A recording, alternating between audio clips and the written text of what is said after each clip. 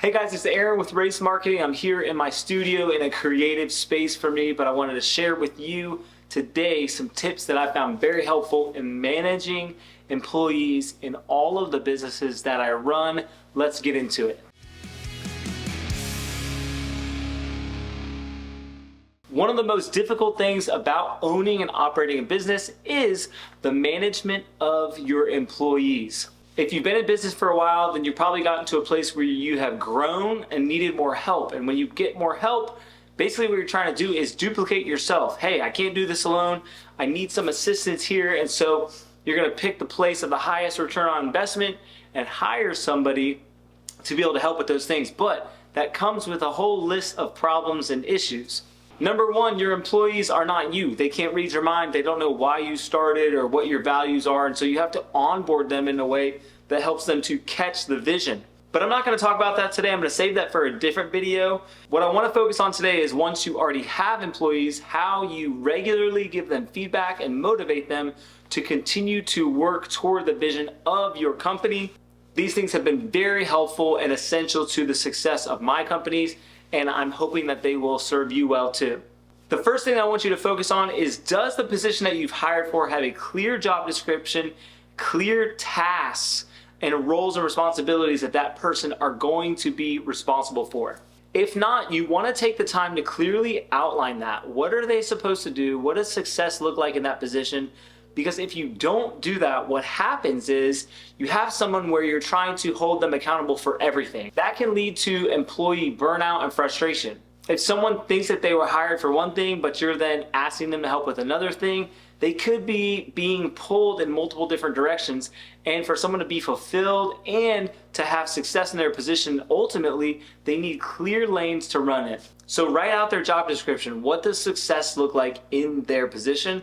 The other thing that I'll have you do is make sure you have a list of all the to-dos that this person should be getting to done. You might start with just writing them out and having them as a list or a checklist, something that you can share with the employee. But long-term, there are apps that are really useful, really helpful from an accountability standpoint and a production standpoint that I would love to share with you. If you need a reference for some of those things, then just leave me a comment below. I'll reach out to you directly. I've got two more tips I want to share with you. The last one is the most important, so make sure you stick around for that. Number two is also really important though, and that is, don't forget to measure what matters. I highly recommend that all of my fellow entrepreneurs have a ratings matrix for each position in their company. One thing that has served us really well is rating your employees' performance every month based on your company core values and based on the tasks that are in their position that they need to get done. You want to make sure that these are clear black or white things, that you've outlined your core values, that you have the tasks outlined, and then at the end of the month, you could say, hey, how did we deliver on what we were supposed to do? Sitting down with your employee and having that level of conversation allows you to have a two-way communication street where you can deliver truth to them and they can also deliver feedback back to you. If they're knocking it out of the park, then it's an easy conversation. Hey,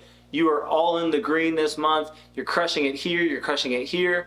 And ultimately that long-term will turn into a promotion for that person most likely. The other side of that is if they have areas that they need to grow, this is a great environment for you to be able to share that with them so that they can have the opportunity to improve that themselves and get to that place that they want to go. If you haven't yet outlined your core values for your company or the tasks for each of your positions in your company, then that might be a good place to start to really execute number two well. All right, last but not least, I promised number three was going to be the best. This one is spend valuable time with your employees.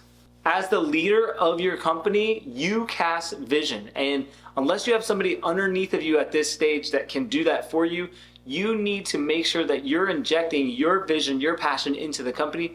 Otherwise, that passion will wane or it could transform into something that you don't want. There are really practical ways to do this. It's not saying that you have to be a babysitter or show up to every single shift, but I have seen both sides of it where I've been very present and where I've been absent. And the times when I've had my pulse on what's going on at the companies, that is when I've seen the most growth, the most thriving, the highest return on investment.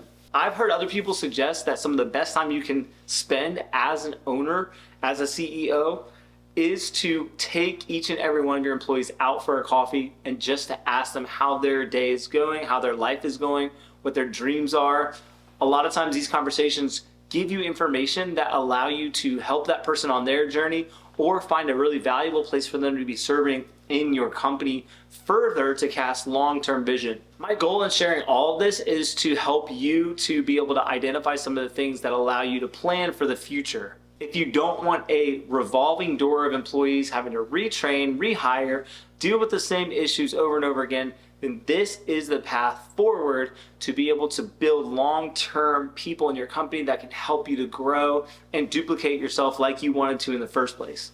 I'm sure this has sparked a bunch of questions, maybe even disagreements. If you have any of those, leave them below. I want to create a community where we talk about these things together. I'm so thankful for your time. Don't forget to follow and like and share and all those things. And keep up the great work. I'll see you soon.